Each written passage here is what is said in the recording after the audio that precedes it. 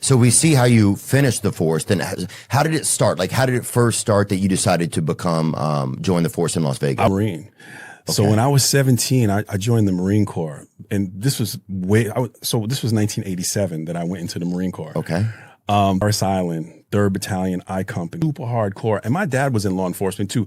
And I cannot overstate the importance of having a strong male role model in your life. My father, I genuflect to that man.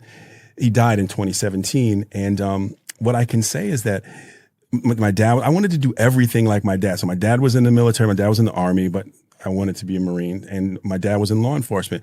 So while I was in the Marine Corps, I was on embassy duty. I ended up on embassy duty, which is like one of the best, most challenging duties in the Marine Corps if you go to the right countries. And I was in Belgrade. It was when I was in Caracas. When I was in Caracas, there was and that's Venezuela? Because Venezuela. There was a economics officer who took a liking to me. And he knew I wanted to go into law enforcement. He said to me, in the 90s, the economy in Vegas is going to explode. I got on a plane and within like a couple weeks, flew and took the test. And then I ended up in the academy in 92. Wow. Yeah. Dude, I bet the streets were hot in 92. Were they? Crazy. It was the Wild Wild West. Vegas was the Wild Wild West. If everyone says that their department is the best. I'm going to say that Las Vegas policing, especially in the 90s, I call it the golden era of policing, was just phenomenal. I mean, you really got to understand the psyche of the human being because so many people come to Vegas to do whatever crazy thing they want to do. And you got to interact with people on that level. And it teaches you a lot about people. Is that a more fun place to be in law enforcement, do you feel like? Like, I know that's a strange word probably to use with policing, but is that a more entertaining place? It is. It is because you deal with everything they deal with in LA, everything they deal with in New York. And then Vegas is just this, they say New York is a city that never sleeps. It kind of does. I'm a New Yorker. It kind of does. Vegas never sleeps. Vegas can't sleep because it's coked up. Yeah, for sure. So or meth. Yeah. Coke or meth. Was meth a little bit popping? Commands that the area command that you work would kind of define what drug you would deal with primarily. Got it. And so there was a time where I was working in the Northeast and they used to call them, it was called Frank area now. They used to be David area. They call them Frankites or Davidites because they'd be up just tweaking out, doing stuff on trailers and everything. And, there was a transition for me in my life because I was a straight edge guy and I looked down on drugs and I didn't have a lot of, empathy for people who were using drugs. And now I've completely learned the opposite, Well, yeah, I bet you, because you're firsthand right in front of those people all the time. I got to see, I would go to a single wide trailer at 3 a.m., ladies completely tweaked out of her mind. And her kids are awake, all nasty, crying. The neighbors have called, spaghetti sauce on the walls. And I'd be pissed at the mother. And what happened throughout my career is I ended up seeing that little girl that I was trying to protect becoming the parent of a kid in the same type of situation. It's just cyclical, And then for the police to be judgmental, I found that to be incredibly disheartening for me. And in fact, if there's anything I think back in my life, it is if ever I treated another human being improperly or if I didn't spend time with my children when I could have spent time with my children. It makes me get emotional sometimes when I can think of specific situations. I'll tell you a story, man. There was one time where I took a little girl from her mom. And this is in Vegas? This is in Vegas. All my police stuff is in Vegas. There was one time that the mom was completely took out. She was slamming speed and she was just up and just doing all kinds of stuff. And the neighbors was at some point called. Yeah, slamming speed is injecting. Yeah, it's injecting it. Okay. And so I go there and I remember I had to take the little girl from her mom. And this girl was crying in such a way, I recorded this, that it was almost as if someone was literally, though I wasn't, pulling her heart out of her body. Now, mind you, that's a kid who loves their mom no matter what. Yeah. You love your parent in spite of, right? And I'll always remember in my mind that I have to learn to look at other people not only the way that I'd want to be treated, but through the experiences that I've had. That's how I look at people now. Once you get older, you can start to get emotional about just the simplest of things. Oh, yeah. Hell yeah. Jesus. Most of this podcast is like that.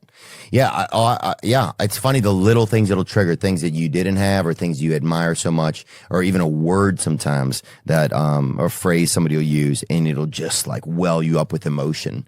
Well, I do think it's interesting for people in police, fire departments, those types of jobs where, yes, I'm sure you develop a lot of empathy, but then also you are put under an unrealistic amount of stress. A lot of officers are, I would assume. It seems like to me from the discussions I've had that a lot of people get put under stress that they're not really even as a human equipped to deal with. So then at that point, it's probably tough for you to engage your best feelings and your best empathy at moments when you're under stress. And then you also have to look out for your own survival. I'm not debating you with it. I'm just saying I'm sure it's quite a juxtaposition. It is. You first started out in Vegas.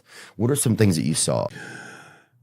Anything that stands out, you know? So from a crime perspective or from just the culture of policing perspective? Let's start with the crime perspective. So from crime perspective, drugs are one of the most, drugs and alcohol, okay? Because drugs and alcohol kind of run hand in hand when it comes to the challenges that I would run into.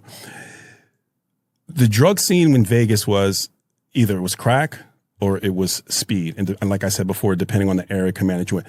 And I would go on Fremont, because I worked Fremont primarily the first part of my career, and I'd see these young girls hooked on crack, prostituting on Fremont Street. Then you would see guys who came into town to party in Vegas. They, gamble at the casinos downtown, and then they want to come and pick up these girls. They get trick rolled. It's just this like incredible web of vice that occurred, and it was like Gotham City. And what's trick rolled? Is that thing where somebody sends you? Trick rolled is when a girl, a prostitute, ends up getting you in a hotel room, either drugs you or steals your money and rolls you. So the guy's the trick, and they roll him for his money. Okay, and they do like a finesse kind of. Yeah, sometimes it's finesse, sometimes it's with drugs. There are a lot of different ways that could potentially happen. The act in commercially exchange sex, robbing, or stealing from their sex buying client, known as a trick. Got it. I got it. Okay. Yeah, I thought it was something at a sushi joint too. I'm like, that shit. Yeah. I don't know. Yeah, just make sure you cook it first. You bust into some like wild party. You bust in and people have been up for days. Would you bust in and people were so bummed that you were ruining the party? That ever happened? The thing was not so necessarily bummed. It was that the people felt like it was in Vegas. Like, come on, cop, we should be able to do this. Why are you, bothering us right now? Like, they wouldn't even be mad. It was almost like a joke, or people who wouldn't want to try to pay you off or stuff like that. But the funny thing is that when I was talking about the girls doing the trick rolls and stuff and everything, these people were a lot of times close to my age. So I would see these, do you know there's the guy's name is, he was a famous poker player. I can't remember his name. I pulled him over one time, and he was completely cracked out of it. He's dead now. So he was in the passenger seat. Stu Unger. Yeah. Stu Unger. He was in the passenger side of a car. The driver was this dude who I knew was a dealer, completely cracked out of his mind. And Stu tried to play me as I was standing at the passenger side of the car to try to get me to let him go, knowing that the car was full of all kinds of stuff. Now, in Vegas, I can tell you that without telling you that on both hands, I've run into easily 5 to 10 A-list people involved in very, very compromising situations. And I know that happens in LA, but the Vegas stuff is really super seedy. It's almost always some kind of sex, prostitute, drug type thing. And I was like 21, 22 years old, and I was interacting with people who I had no idea that I would be interacting with them on that type of level. Like, were there times you get called to hotel rooms? Like, I'm just trying to think of, like, take me on like a specific call if you can. I'm not saying name celebrities, I don't need that, but I'm just saying, like, yeah, take me on like a call where things are like, I'm just kind of curious as to the level of, like just the things you would see, because it's Vegas, like, it's the craziest place on earth. So here's a story, and it's a sad. Sorry, do I sound demanding about that? I don't know. I'm okay, good. sorry. That's kind of why I came. Right? My hearing is kind of sensitive today too. Yeah, I don't know why. I think I'm just tired. But. So working downtown, I got a call. You guys walk the beat down there? What do you guys do? No, so that's one of the things. You don't really walk as much as in Vegas. Everyone really drives a car. And I could talk about that a little bit later, because I think foot patrol is kind of important. Mm-hmm. But I remember one time going to, there was this movie theater called The Flick Movie Theater. It was right on Fremont Street. And I remember going in, and and going to a hotel, they would comp us our dinner. So we get a comp and go eat dinner at one of the hotels. I remember meeting the security guard. He gave me a comp. I went, ate dinner. And then I got out. You're talking about foot patrol. I got out to walk my food off about an hour or so later. And I go in the Flick Motel, and it was one of those kind of triple X kind of movie theater. And the same security guard that gave me the comp was getting a blowjob, young guy in one of the back seats in his uniform. Wow. Comp and dinner, huh? Hey, so he's just sitting in the back getting a blowjob? He was sitting in the and back. what do? Do you go there? Are you wearing like a shades and are you hiding in the distance? What are you doing? No, I hated having to do that because I was a rookie at the time, and like you walk in there and your boots are like sticky because all the kind of disgusting. It's just kind of gross. You probably don't clean the place. It is right there. Oh, the Flick, you can still see that Flick. Yep. And were there live sex shows in there? No, they weren't. There was a movie theater, but they were rookies to walk through it so that stuff like that wouldn't happen. Right. But what was weird was that this guy felt he was comfortable enough to go in his uniform and get a blowjob, in a movie theater. Yeah. Like not even take his uniform off and go inside. And that was like that Wild West mentality of Vegas. On that same street, maybe a couple of weeks later, and this would happen frequently, I got a call of a person not answering their door at their hotel room. Go up to the hotel room, security with the pass. Wow, it's opens scary. the door. They open the door. This dude was butt naked on the bed, completely bloated. He was, we say 419, which is the code for a dead body, completely dead. I think Rigger he might have started turning purple if I recall, but he was definitely dead.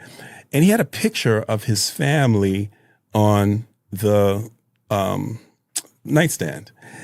So fast forward to the end of what happened was this guy came to Vegas on a conference or something like that. He has a beautiful family, picks up a hooker, tries to have sex with her, heart pops, and he dies. She leaves him, and she leaves with all of his stuff.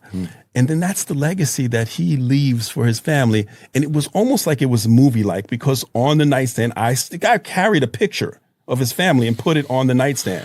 And then I can see his dead fat body with his little and he's and his kids with his wife's picture is right there.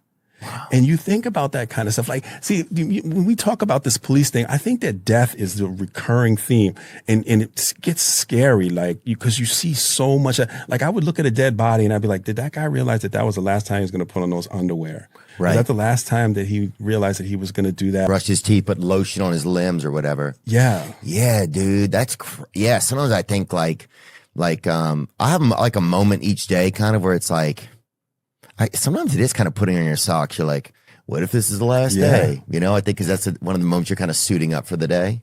I'll have moments like that. What is that kind of, I guess if you see a lot of death, how does that change your perspective? Or do you think it does for officers or even just you personally? Time I was on a call where a guy hung himself and I was second to arrive and there was another cop in there and the guy was there. He had cut him down but left the ligature around his neck because they didn't want to make sure that it was actually a suicide.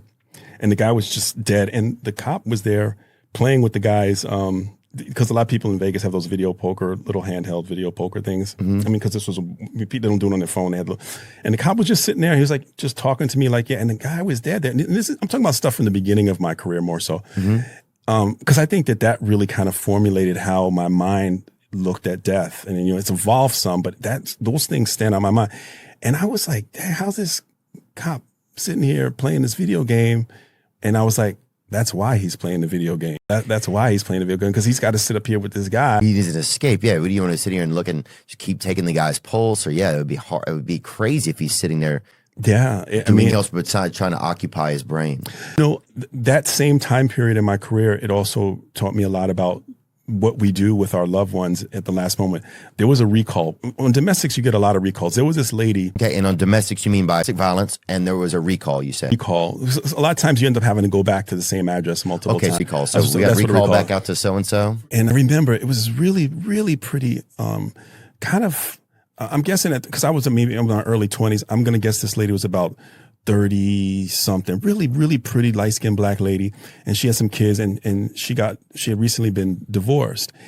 And so she got the two kids. It was a son and a daughter. The daughter was about 14 and the son was about maybe 9. I'm just guessing these ages. Yeah. And I remember these kids would be so mean to their mom because the divorce caused them to pick sides because the mom ended up with the custody of the kids. And the dad was a pretty violent guy, and she would always call if he was coming through. And I remember going, and the kids were just so mean to their mom. After maybe the third recall, there was a call to the residence. I was just about to get off on Graveyard of gunfire. And I showed up, and the mom was laying on the sidewalk, shot in the face by the dad. And the kids were screaming, "My mom, what am I going to do without my mom?" I mean, just screaming. You can feel that go through your whole body. But you have to remain professional. Wow. And in my mind, I'm saying, but you never said that to her when she was alive. Why didn't you? I didn't say that to them because these kids are going through trauma. Why didn't you say that to her when she was alive?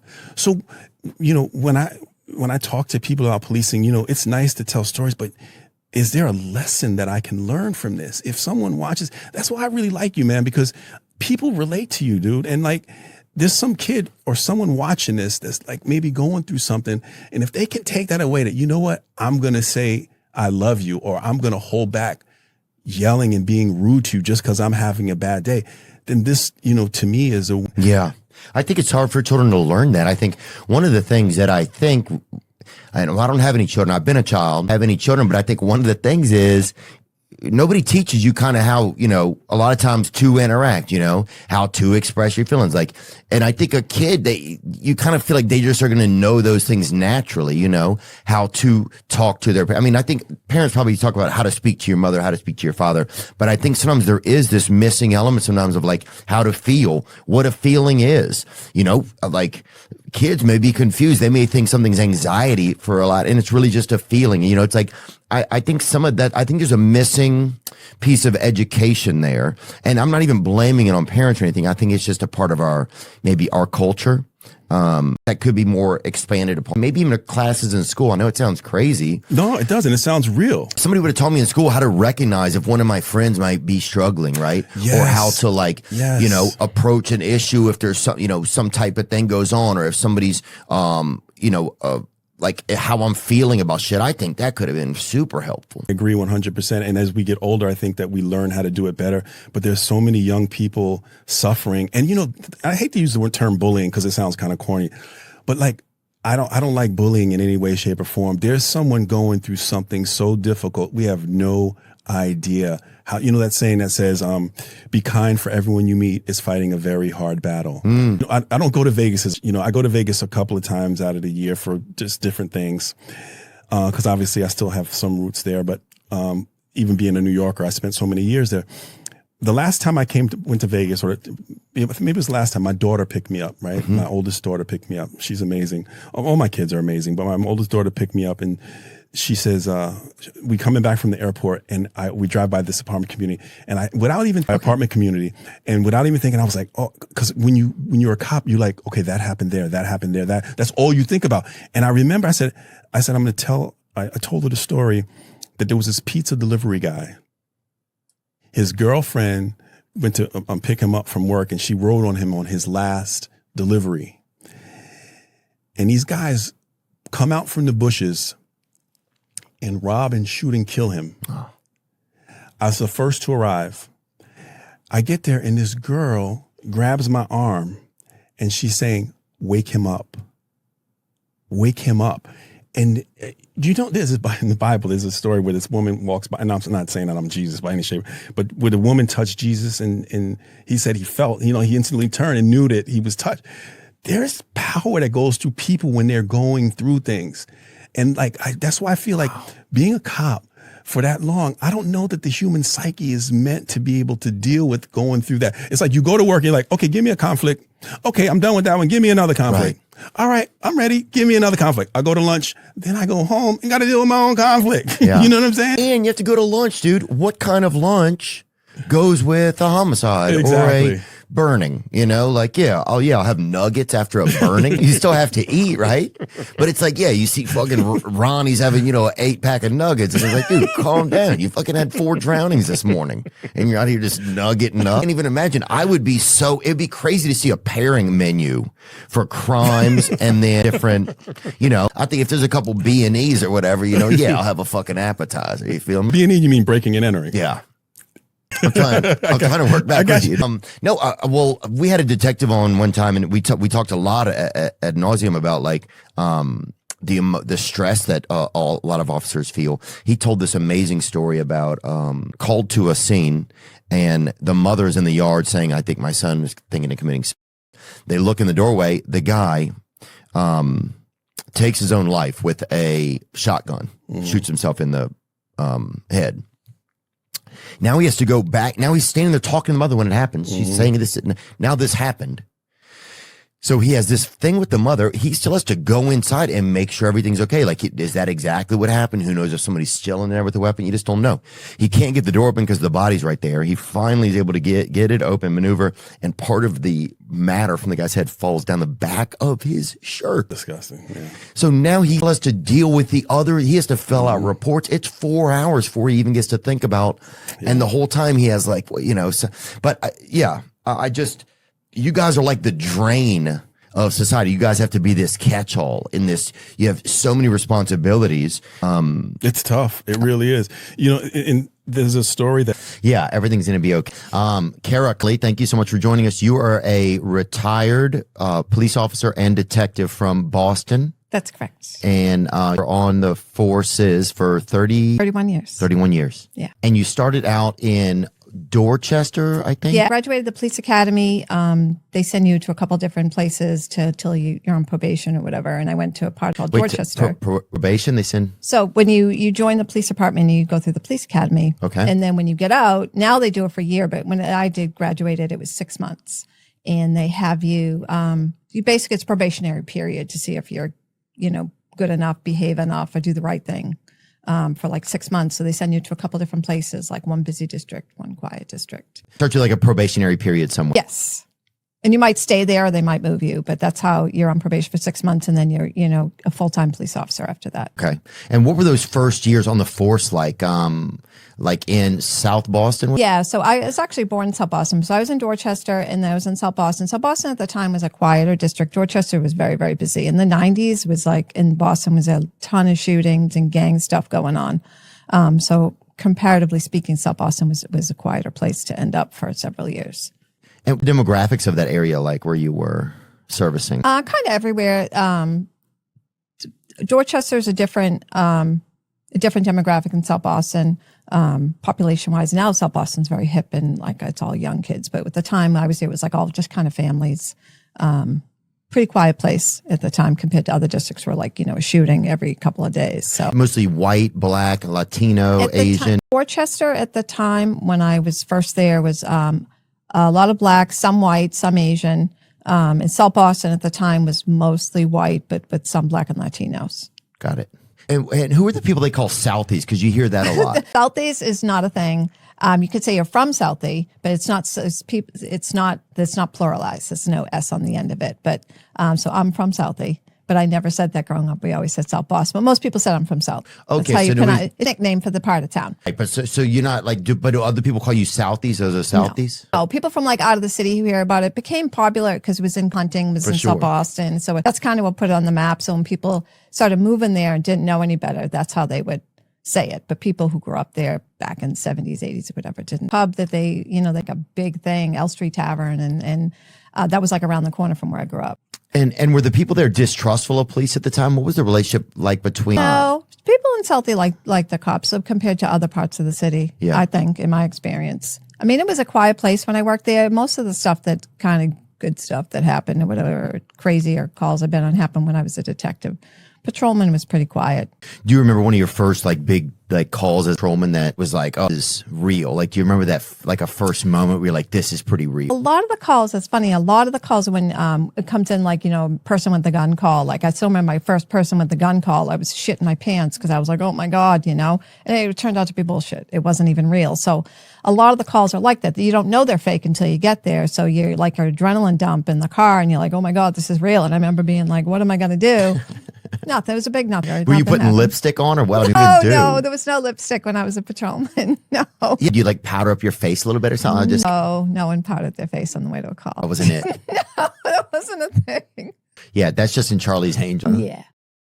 Like being an officer in the 90s in that time period, like was that way different than you think it is now? Yes. I think so. I mean, obviously the rate of shootings in Boston was much higher then. I forget what our highest homicide rate was in the early 90s. It might have been like 150, 160 people. Now Boston has like 35 a year. So it's a big difference. It's become much safer, whether the gangs kind of aged out and they all went to jail or, got shot or moved on in life, whatever happened, it became much safer. Well, there's no money in being in a gang either. I think a lot of people are like, oh, this is a shitty business, This says 1990, the homicide peak. Boston's homicide count hit an all-time high of 152 cases, with much of the violence concentrated among youth and involving firearms. Spike was driven by gang violence, crack cocaine epidemic, and easy access to handguns. Yeah, the 90s are a little different than now, for sure. To then, how do you feel like police work is different between now and then? Do you have any thoughts on that? I don't know. I mean, the whole community policing aspect started when I was new, so that's kind of still progressed along. I think. Does that mean community policing? Well, that's what they call it. At the time, they had walking beats. So you wouldn't be in a cruiser, like you'd walk the neighborhood, kind of like they do in New York City. They have people walking around. There's not a lot of cruisers. And so they would put people in certain parts of the city. Like when I got on, for example, and I worked in Dorchester, I think there were like 7 or 8 walking beats up and down like kind of the main street in the town. And now, there's only a couple, and they just put those on again. So they're kind of trying to get back to that. So that was very different. Like people who did the walking beats full time, like knew everyone in the neighborhood. That was the whole purpose, is to get people into the neighborhood so people feel comfortable speaking to the police. Except the neighborhoods where they put the walking beats were usually the worst neighborhoods, and people didn't give a shit. They didn't want to talk to them. Oh, it didn't matter anyway. Not the parts of the city where they had them. Now it's different. They don't have as many walking beats at all. They push a lot of the social media stuff, like the dancing cops is the fucking worst. It's so cringy. And the department, all the police departments do that. They put it out to try to be like, look, we're excessive. Oh, see, it's so embarrassing. Oh, I haven't even. It's so goddamn Jake. Are these real cops? It's usually I don't know about them. Yeah, it says they are. Well, at least they can dance. Like when our puts it out, it's like she's like, right, cops like, oh, we're playing basketball with the kids, and let's all do, especially during COVID. It's so cringy. They just put on one the other day for female women police law enforcement day, and they had like women dancing. And some of my girlfriends and I sent it back and forth. Like, this is so. Who wants to see a cop dancing? Right? Is that what you're looking for when you call for help? Someone to show up and start dancing? Like, you want someone to give you a hand? Yeah. It's just, I know they're trying to soften their image. They don't want to look like paramilitary anymore. They want to look friendly and not scary and whatever. Whether it works or not long term, I don't know. Yeah. Promoted to detective in 2005? 2007, yeah. And what does it mean to become a detective? What does that mean exactly? To become a detective, back then you had to take an exam. So it's like a 6-month to year-long process. You have to study for several months, and there's like 6 or 7 textbooks you have to read. So you take the exam, and then they do kind of like an oral interview, depending on how you score on the test, and then they kind of combine your years of training and experience, your test score, and your interview to say, okay, these people have a high enough score to get made detective. So, and then you do like a month's worth of training back at the police academy because being a detective versus a patrolman, it's very, very different. First of all, wear a uniform, which is my favorite part. But it's just a completely different job. Like, you're now responsible. Cop gets a call, they go to the call, they write a report, and that's the end of it until they have to go to court. If the report that the cop writes about, it gets assigned to a detective, and now you own that. Like, so you have to follow through, you have to follow up and go to court or take out criminal charges or whatever. So it's a very different job. Is there a lot of lobbying to become a detective? Like, whenever you're like on the force, or people like, I want to be detective, and then do people, is there any way to manipulate things so it betters your chances of becoming a detective? No, or is it not like that? Not like that. So if anyone's a patrolman, doesn't want to be a patrolman for long. I was a patrolman for 13 years, which was a long time. Usually they do the detective's exam every 2 or 3 years. And for some reason we had a 7-year break because I didn't take it. I just had a child, and I was like, I'll take the next one in a couple of years. And it was 7 years. So I was a patrolman for a long time. So people. It was 7 years to the next promotion. Till the next exam. Oh. So it was a long wait.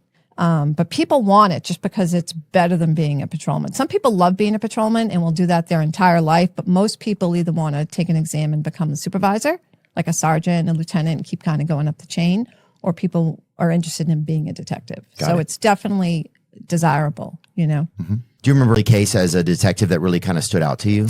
Yeah, I had a good armed robbery once. That sounds like an oxymoron. A good arm robbery. Great. I love a good arm robbery. It was on Halloween, which is always one of the worst days of the year to work. 4th of July, Halloween sucks. They're always crazy. But we had an armed robbery of a cell phone store in the morning. It was in the morning. It was like 9:30 in the morning. The store just opened up, and these two dudes went in, and there was some girl, young girl, early 20s, working there by herself. It was in a shitty part of town, and they literally tied her up with like telephone cord around her wrists and her ankles, and they stole. It was like $800 or $785, whatever it was. But the feds ended up taking it because it was a T-Mobile. And they can kind of loop in the Commerce Act, like by saying it because commerce was halted with other states, it becomes like a federal case. But the guys ran off, and the girl, it was like something out of a movie. It was all on video. She literally hopped over to the phone, all tied up with her ankles, and they put a gun to her head and everything. It was two firearms, and she was terrified. And she hopped over to the phone and like knocked it off with her head and was like calling for help. At least she's in a phone store though. Like at least like But she was able to do that, and then it came in quick. So a couple of the guys from work, I worked with the best people on earth in Dorchester. They really were great cops, and they just kind of flood the area right away, and their descriptions going out. And one of the officers is actually one of my police academy classmates, ends up seeing these two guys walking down the street, and a description had been given out to clothing. They left like a trail of clothing down the street. They tried to drop everything and change their appearance. It's hard to run and change at the same time. Yeah, they were just kind of, walking down the street, and really nice. It's actually a little teeny, there's a nice neighborhood in this bad section of town. So they kind of stuck out. But then he sees the trail of clothing, jackets and hats and shit left behind. So he called it in. These guys, one of them had on gloves, but the other one had Band-Aids and tape around his fingers so he wouldn't leave any fingerprints. And as the guys, everyone went up there, the patrolmen were talking to him, he notices them going, they're picking away to try to get the Band-Aids and tape off their hands. And then another officer in the area was searching. She's looking in trash cans, and she found the guns. And then someone found the money box. So it was that was a pretty good. Yeah, it came together nicely. Everyone did so well together. Everyone was there at the right time to do the right thing. And then the feds took it, and they had serious criminal records, both of them. One of them been doing armed robberies all over the city. It was like the same guy hit like 5 or 6 places. So we were glad to get him. Because it was federal, they got like 20 something years. One of their brother was a truck driver, and that's how they got the guns. He was a cross country truck driver, and he bought guns in Arizona and then brought them back here. So that's what made it federal? Is that they were transporting guns across state lines? I think they didn't end up prosecuting him because he basically testified against his brother. What made it what made the sentence so severe? Because they were, the way the feds do it in federal court is they basically add up, it's a point system, and depending on how many charges or cases, how many times you've been found guilty, then you're considered an armed career criminal. And you get extra time added on. For $785, they went to jail for like 20 something years each. It was crazy. It's idiots. Yeah. And pretty much. And that poor girl was terrified. I always felt bad for her. Yeah. Oh, that would be so scary, dude. I don't know what I would do if someone did something like that, like pulled it, like, you know. I didn't even want to identify them. We were trying to do we do a bring back or show up you bring, because we brought them to have her identify them. And she was like hiding behind the blinds in the store. Usually they'll have them like go out on the sidewalk, and the person will like look through a car window, but she was literally hiding. She was absolutely terrified. The poor thing. She's crying and everything. Well, how important are fingerprints? Is that a real thing? How important is that when you were a detective? That's a real thing because everyone's are different. Yeah. So if you get found at a scene, whether it's a break-in or a robbery or something like that, and they find your fingerprints, well, what other excuse do you have for being there? So it's a pretty good, especially now people like in court, when cases go to court, they don't want witness identification. They want, because all the CSI shows, they think we all have this bags of evidence to show when it comes to court. So juries want to see forensics. They want fingerprints. They want like cell phone records. They want DNA left behind, because of the TV shows makes it look like that's left at every scene. But these guys covered their fingerprints. They had masks on, like they put, bandanas around their face. But the girl identified them from the clothes. One of them didn't have a mask on. But so fingerprints are definitely very important. And what's the process of actually lifting fingerprints? What is that? And you hear the term lifting fingerprint. So different surfaces use different tools. Like this surface, the grain of the wood would be no good. You need like a smooth surface. Like they train us on like granite, like countertop. It's very smooth. It's shiny. So if someone leaves a fingerprint, or whether you have dry or oily hands, you're leaving oil behind. And you could take your powder and you spin the little powder on like a smooth surface and literally the fingerprint pops. And then you just take this kind of clear square of like sticky tape and then like press it down and then lift it up so it transfers onto, the outline transfers onto. There you go.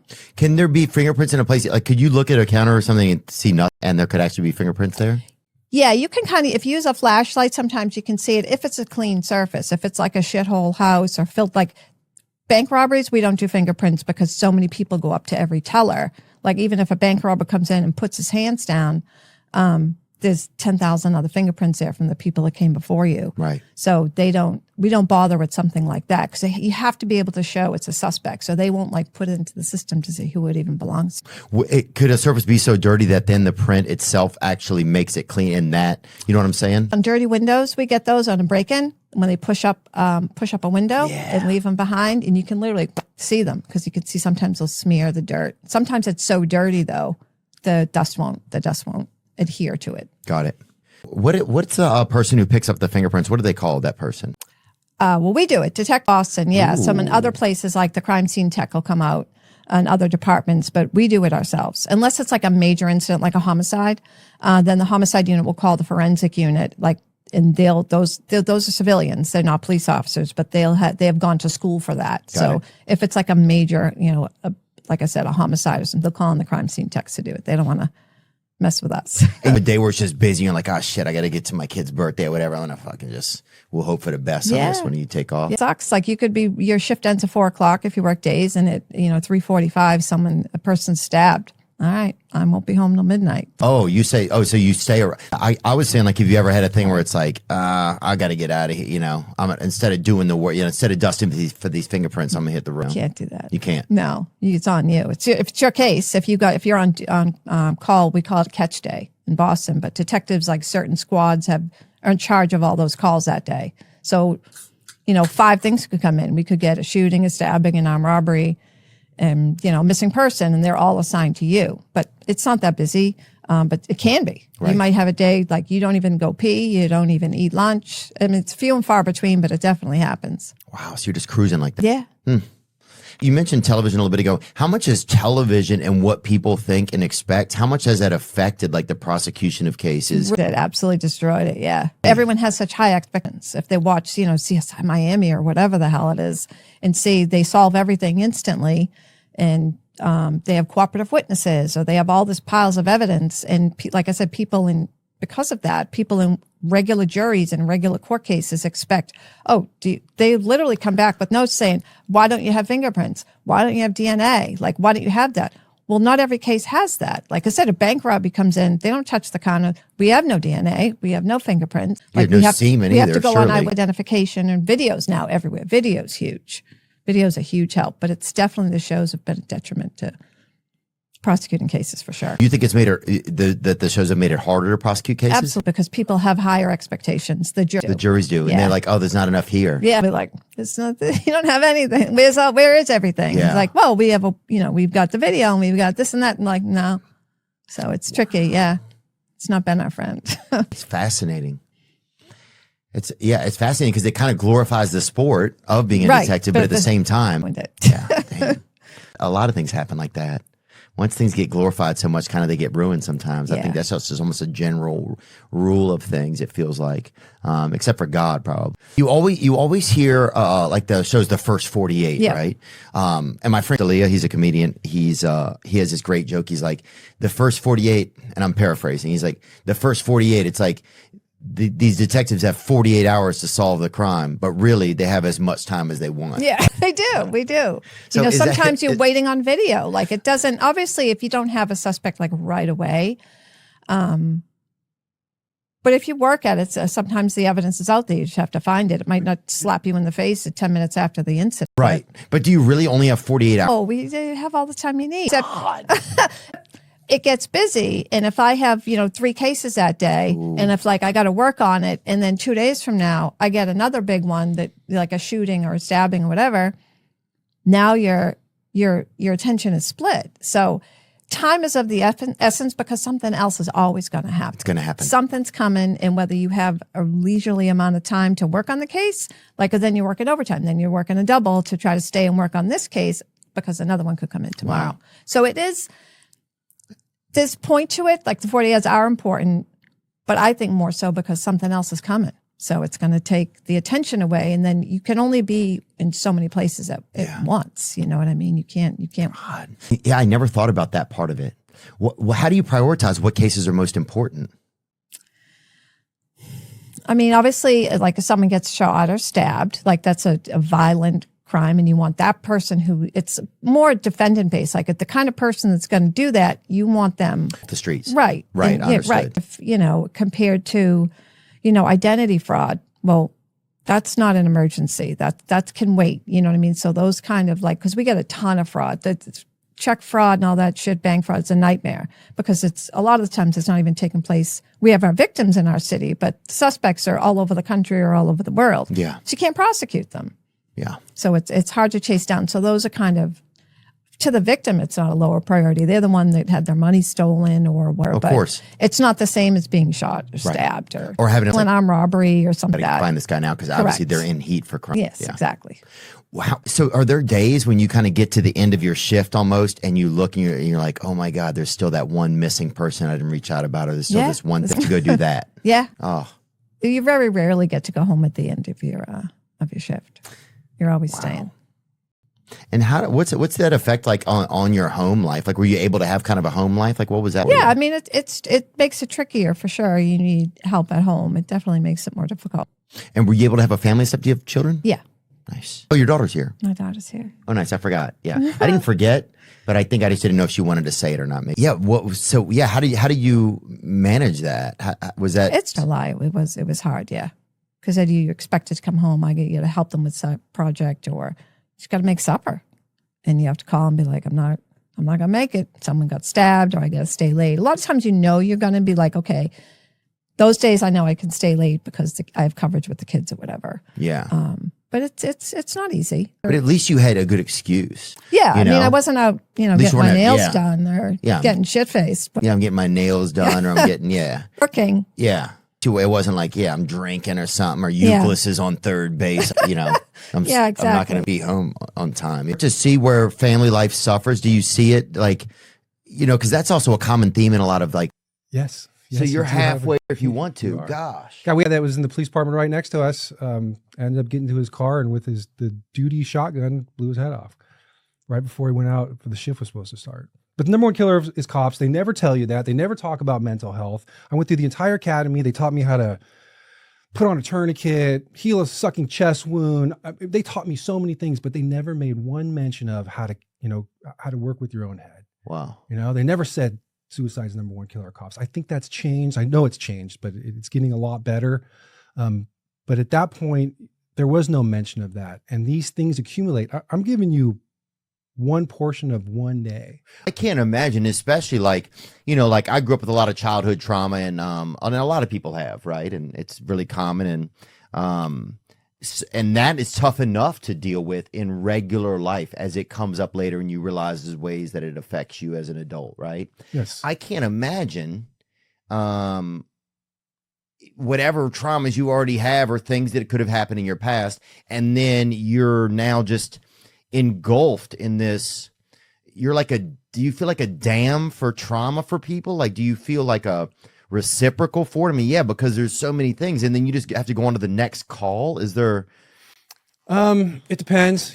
People don't take it. It's just there's no way to really understand all the things that you experience just in the shift, Right. let alone over a 20-year career, especially if you're working different assignments. I could tell you so many stories. If you could ask questions, think of something, I'll tell you a story that you'll just go like, holy crud, from the simplest thing of, I had a old lady that was at a church meeting at El Torito. There used to be an El Torito in Whittier, and she ended up collapsing. She had a heart attack. And we got the call, and we get there, and by the time we got there, there's a bunch of old women that are in a circle. So y'all betting on her probably. And I think they're doing tongues, they're praying and tongues and all kinds of craziness going on, but no one's doing anything. And I remember giving this lady, and at that point we had these respirators where it's like a bag with a thing goes over the face, so you don't have to put your mouth on them. Well, I had ran in and forgot it because it was in the trunk. So this is another woman that I gave CPR, going back to more CPR stuff. And she ended up vomiting in my mouth, where my mouth was on hers in a way that it forced past my throat. So I vomited immediately when I came up off of her on top of her. The entire scenario in itself, now I laugh about it when I tell the story. Yeah. But it was just traumatic, man. The whole thing was just traumatic. They ended up passing. They transported some. But the whole situations, I'm giving you minor ones, you know? Well, yeah, I'm sure she vomits into you, you vomit into her. I mean, I think that's a wedding in some countries. I feel like I don't know what some of the rituals are. I think if you're in like Laos or something, that you guys are hitched. But she came back at that moment and survived for that moment.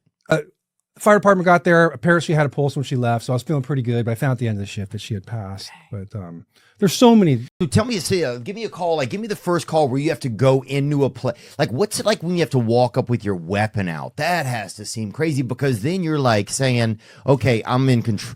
It gives other people a sense that you're in control of everything. I guess it does. Things have changed, you know. Things have changed for law enforcement. When I first started, I started right at the King time. Okay, that's right when I started. So when I got into law enforcement and I was a rookie, things were starting to change. They were, you know, people want the world policed. They just don't want to know how it's policed. That's true. And as technology, there's come the ability to see more of what policing is. Mm-hmm. And at that point with the Rodney King thing, things started to change in law enforcement. They started to change the process because police work was really hard to look at. You know what I mean? And that dissemination of that information wasn't very prevalent because you didn't have social media, podcasts, and all the different things that we have now. So when I started, it really started to change as far as how we address things. You always hear people complain about, oh, he gave me a traffic ticket. When he walked up to the car, he had his hand on his gun. You know, and that is just a routine part of your training, is that you have no idea what you're walking up to. You walk up to you pull someone over for speeding and you walk to their car, you have no idea what you're walking up to. You don't know who it is, you don't know what they've done, you don't know where they came from. You have no idea what's going on. Yeah. Yeah, we had an officer that did a traffic stop and there was a body in the trunk. Oh, wow. You know, he gave the ticket and left. The only reason we found that out is he got pulled over again. They found this ticket guy's got pulled over an hour ago, and they ended up finding the body in the trunk. First guy didn't find the body? No. So the guy thought he got away, but he got pulled over again. But the whole gun concept of it is things happen fast, man. Things happen fast. You know, you'll die in 100th of a second. You know, people don't realize that. That's how you put your hands on the steering wheel, yada, yada, all the things that we say for our safety. And there's this expectation by the public of, if someone comes at you with a baseball bat, high as a kite, sweating, shirt off, crazy as, you know, and the expectation of the public is, well, you got to get a baseball bat and you got to fight him with a baseball bat. Right. It's got to be fair. You know, you shot him, all you had was a baseball bat. And for me, guys that are cops, you hear that and you just go, that's insane. Do you really have an expectation of me to get in a baseball bat fight? Yeah. You know, I'm not here. The only thing a cop's trying to do is trying to stop the situation. He's trying to eliminate the threat. Right. If there's some dude roving around with a baseball bat, I think you got to take him out the game. Depending on the scenario, like anybody, if you're in your home and someone breaks into your home, you still have someone breaks in your home in the middle of the night today, you still have an obligation to prove that you were in fear for your life. Wow. So if there's a guy standing in your bedroom and you wake up and you look and there's a guy standing there and you put your gun and you eliminate the threat, you're still going to go to court and they're still going to try to prove that you were not in fear for your life. Who's going to try to prove that? Is that more lawyers or is that more the actual criminal because he doesn't want to go to jail? It's just a whole process. It's going to go to the detective. Detective's going to take it to the district attorney. District attorney's going to take a look at it and make a decision. Is this something that did this guy violate the law? Was he justified shooting this individual? So in that process, they'll look at it. You know, where was he shot? Was he shot in the back? Was he shot? Which there's an argument for that. Someone breaks into your house, you see them, you're scared, they take off running, you chase after them with a gun, and you end up shooting at them in the living room as they're going for the back door. You're all of a sudden you're up for murder. Good point. You know? Yeah. And there's the whole thought process of that is, I don't want this guy to leave. What if he comes back? I'll never be able to sleep again. You know what I mean? There's a justification on your part. Now, can we carry guns in California? If you have a CCW. Okay. Yeah. How do we know if we have that or not? You have to get it. It's like a license. It's like a fishing license, a little more complex. California's tough. California's tough to get a CCW. You go to Texas, it's a lot easier. Yeah. And the logic behind that is, like I personally believe, I know the big debate right now is guns, no guns, get rid of guns. That ship has sailed. Do that. We said, bring all your guns in. The only guys that are bringing their guns are guys like me. Yeah. The bad guys ain't bringing their guns. No. So that ship is completely sailed. So the idea for me is I feel like we need more guns. I think we need more guns in good people's hands. Wow. So how do you know then? Do you wouldn't you say good people? And do we need all types of guns? Like you see these young kids or, a lot of these school shooters, you see people getting guns, like these high-powered rifles and stuff. For me, I feel like if you haven't served with that gun, like militarily, I feel like you shouldn't be able to have access to that gun, right? Like, because at least then you're at least putting it in the hands of maybe of someone that has some semblance of a purpose, knows how to use it, I guess. I don't know. For some reason, that helps me a little bit think about that kind of stuff. But to think that like someone needs an assault rifle, like a 20-year-old, that seems crazy to me. You know what? It does to me too. I'm not a gun guy. Since I retired, I've got some guns that my dad had since he's passed in the safe. I got my one gun I carried on duty. I don't have anymore. Obviously, a lot of cops are gun guys. A lot of guys have AR-15s, you name it, MP5s all the way down. I don't see the necessity for them. Again, you're going back to the problem. The problem is we can't get rid of them because all we'll be doing is taking them from the good people. Right. And now we got a whole bunch of, and when I say bad people, just people that would use that gun in a negative way. Right. In the commission of crimes or whatever. So again, that ship has sailed. I'm not a hunter. I can't imagine killing anything. I even have a hard time fishing. I'm not that guy. But their justification always is hunting. Is it necessary? No. But I mean, it's a waste of time. The ship sailed. We just have to deal with what we have now. There's no collecting guns, not in this country. Yeah, I agree. It seems it just seems almost like a battle cry that people. It almost seems like people use it to just incite. Like it's a nice dream. Yes. But it's just unrealistic. And also this country was kind of founded on somebody pulling a gun on somebody who didn't have a gun. I feel like maybe, I don't know, I wasn't there, but if like troops pulled the guns on the Indians and then they were, I just wonder if how much of that really goes over through time too, I think the big argument for gun nuts is that it's the government, what I mean? To never allow that situation to happen again where this power that is policing us can inflict their will on us. That makes sense too, especially now with like social media platforms, like people, you can't even say certain things. Yes. So people's voices have really been, I'm not saying they've been ceased because we have a voice here today, but they've certainly been corralled and earmarked with expectations, I feel like. So at that point, you're going to have a really tough time if people don't even have their voice anymore to take people's guns. You're just going to have a tough time doing it. It's just a conversation. It's a waste of time. Right. It's like it's across the board. All those conversations, the big conversation now, end racism. Wouldn't that be wonderful if we could end racism? But we're never going to. Yeah. It's always going to be here. So that cry needs to change. It needs to be individual accountability. That is the only path that we have is individual accountability. Yeah. There's always going to be bad people, Yeah. What is that? Is that your phone or mine? Yeah. It's okay. Do you need it to? No, I don't. Oh, a few minutes ago, it made that sound. It made me nervous. I thought I had a damn life alert bracelet. Forgot about life alert. So tell me this. Tell me about. We'll get back into some of this stuff, man. And it's really interesting. And thank you so much for sharing your inside information and just some of your insight. Pleasure. So take me on some of the drug stories, because that's the part that seems kind of crazy to me. You ever roll up on some people and they're just yacked out of their brain, bro? And it's that late night hour, maybe there's some hookers lurking or something. Or myself, so I'm just wondering I've never had it where the cops show up, So I'm just wondering, there's that weird edge though, where you're like, damn, a cop, Had in narcs and out of narcotics. I'll give you a patrol one. Very early on, middle of the day. I remember it was hot. It was summer. We got a call about an individual in the middle of an intersection naked. Mm-hmm. So down to the intersection. We're talking about a busy. I had started in South Central. Busy intersection, middle of the day. Huge dude in the middle of the intersection, butt naked, covered in sweat. Damn.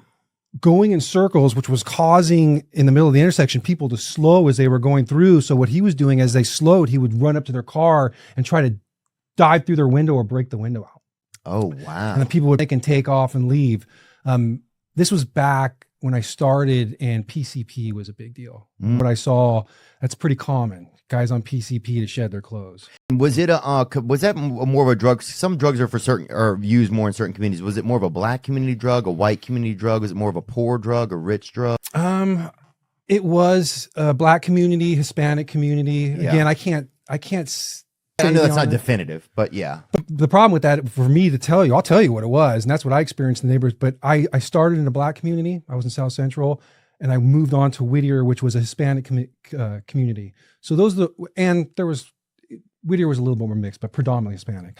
So my interpretation of any of this is just what I experienced. I can't tell you more. Oh, I see what you're saying. Got it. So it was very prevalent in the black community at that time. They used to smoke sherms. They used to, Yeah, that's what I would hear. I've seen it on movies and stuff. They would feature that on movies, I remember. crazy. Wow. That shit was crazy, and that shit really died off. It died off quick. By the time And marching or dancing, was there any kind of like fluidity to it? Was it like capoeira kind of, or was it like just like a maniac, like a wrestler coming into the ring? Like, was there any maniacs? Wow. Yeah, completely, totally out of control. Completely and totally being conscious, they were totally incoherent with them, and they were extraordinarily strong. That drug would bring out extraordinary strength. Yeah. So when we pulled up and I recognized this and I saw there was a situation where there was a threat to the public because this guy's trying to get into cars and people are still trying to pass. They're still trying to the intersection, even though there's this naked, dude in the middle of it.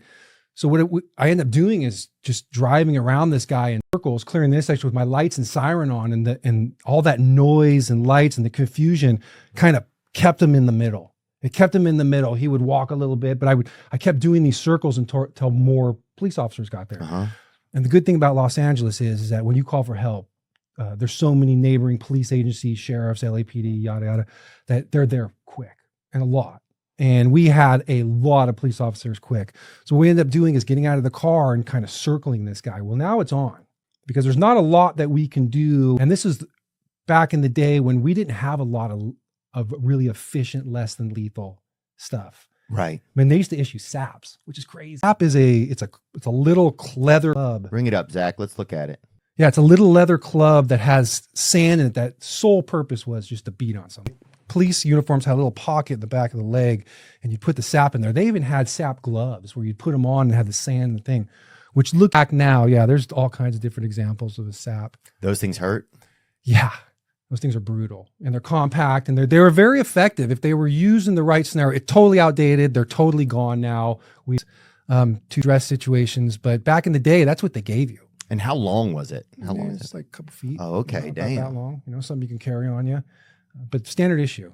Even then, the baton, which some people still carry, but the baton's becoming extinct because the baton is just the dynamic of the way it looks being used. It's just ugly. Oh yeah, yeah, I agree. The optics of it. My friend Chad got a job after Katrina. They were hiring anybody to be security, right? Because they needed, everything was unsecure, and he only weighed probably 95 pounds or something. He was small. I think he was like a premature baby or something. Or I don't know if he was premature. He was kind of immature, but I guess he was premature or whatever. But he probably had 7 months on him, gestating, And so when they gave him that billy club, it weighed him down so much. Yeah. Just because of how strong he was, that after like a week, it had like almost dislocated his hip just walking around. So he had to quit. Yeah. But tool that died really after Rodney King. They still have them. They still carry them. They still train a lot in them, but it's just bad optics. the optics of that went down after that. Okay, so go on. So anyways, we got this guy The called bull in the china shop. Yeah, and this guy is nuts. So now the situation is that, again, police work a lot. Even back then, it's optics. Right.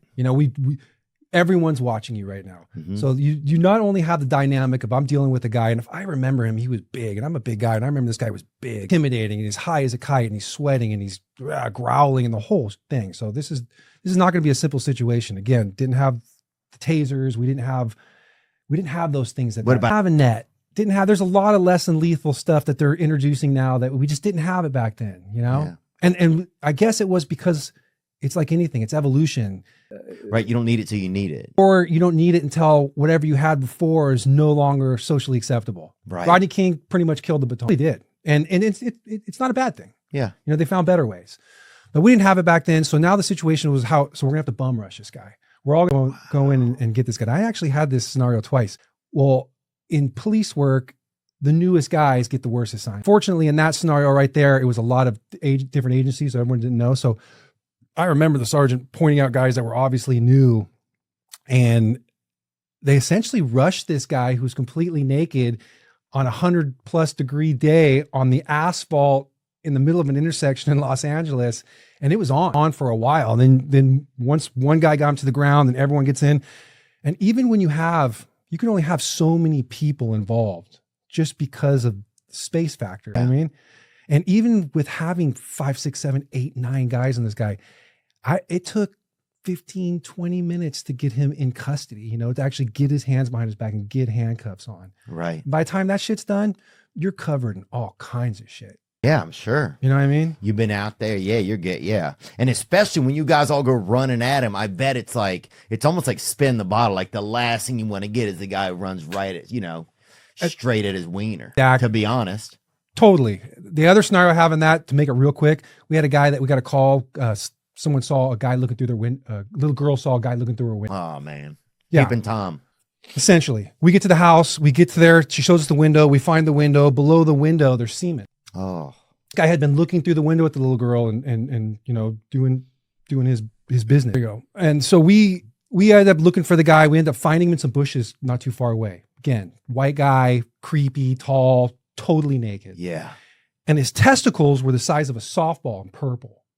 And what we later found out is he had tied a kite string around the base of his balls. That did something for him. But what it did do is it made his balls really swell up. Yeah. And it was visible. So completely sweaty. He's not coming out of the bushes. You see he's got big giant purple testicles. That something's wrong. Again, got all the officers there, circled it. Well, at that point, I was the youngest. This was just our police department. Yeah, so they go on in there and get this guy out. So what? I had to spend about 5 minutes wrestling a dude that's naked with big giant purple balls and a kite string around it, dripping in sweat, while all my peers and friends were around me pointing and laughing. Literally. It was crazy. It was crazy. And then at the end of it, when I booked him in, I had to cut the string off. Oh, come on. Can't in the jail cell with that on. Like grand opening or something. Yeah. I actually had to cut the string off and book it in his ass. Oh, man. And did those nuts subside once you took that string off him? I don't remember. That was the only visual I was trying not to deal with, I remember it being very difficult to get those scissors in there, I bet. To cut that off. Can't give him scissors and tell him to do it. It's a situation where you just can't do that. Booking people was tough. Yeah. I had a homeless guy that I booked, and you have to do a strip search on everybody. No. Oh yeah. You can't put him in the cell. Can't put him in the cell without doing a strip search. You got to make sure they don't have anything that they're going to hurt themselves or others with. So every single guy that you arrest, you essentially see the crack of their ass. Oh. You see him naked. I had a homeless guy where got him naked and squat and cough. And when he squat, we have him turn the opposite way. We have him squat and we have him cough and spread their butt cheeks to make sure they don't have anything in their butt. Had heroin balloons all matted up in his ass hair. He had obviously put them in there to hide them. Oh, yeah. And they're little colorful balloons. That's how they would store the heroin. They put it inside deflated balloons. So we told him, you need to pull those out. You pull those out. And the guy wouldn't do it. Fuck you, you do it. You get him out, which is a great move on his part. At that point, I was a rookie. So I had the assignment of getting heroin balloons out of this dude's butt hair. That's that Colombian birthday party, dude. Yeah. That's crazy, man. Have you ever had to get, how much drugs can people put in their butt? I guess that depends on who it is. We had a guy that tried to end the jail. He keistered a racquetball, which he had slid open and put the drugs inside of it and then put it up his butt. A racquetball. What is it? Ball, a racquetball is like this little smaller than tennis. Registered. They're blue rubber. Oh yeah. Right in his butt. Wow. Yeah. That's that's not relatively too big from side. I've seen guys with Coke bottles that they put in their guy put a Coke bottle in his butt, but it was open. It was an open Coke bottle, but when he put in for the suction, when he tried to pull it out, he couldn't get it out. Suction issue. So we had to transport this guy to the hospital to have it in the emergency room surgically removed. Oh man, that'll make you switch to Pepsi, huh? Sir Galahad or something. What's the one where they try to pull the thing out? It's like Sword in the Stone. Pretty Dude, humiliating situation. Tough ride to the hospital. I felt for the guy. You can't sit down. That's got to be the worst thing. Sit down, and then every time you go to sit down, you realize. Humiliating. Imagine having to walk into an emergency room, Yeah. to get a Coke bottle removed from your. Yeah, and you have to kind of walk in like kind of. Yeah, I would probably. Yeah, and if it's glass, huh? Risky. Yeah. God, it's almost like that. It's like Don't Wake the Baby or one of those. I feel like it has like a real game show element to it. Yeah. That is the most Japanese game show element to it I've ever heard. I feel like It's the thing about police work that people don't realize is that it's just the craziest shit. It's just they deal people with some realize shit. that. People don't realize that. They don't know about it. They watch the movies. There's an infatuation with police work. You watch all these movies that you see. None of them really. There's a few. There's a show called The Southland, which actually one of our officers' wife was in the business, and she was somehow involved, and you could tell that someone knew about police work was involved with that. But when you watch like Training Day and all the other stuff, they're great entertainment, but people think that's real. Yeah. They don't know what it's really like. That's why these opportunities for someone like me to come, and I have no ties. I'm retired. I want to do guys right that are in the job. This gives me an opportunity to explain, this is what's really like. So any day it could be absolutely anything. Like it's like the levels of things. It almost feels too vast. It is. It was, I loved the job.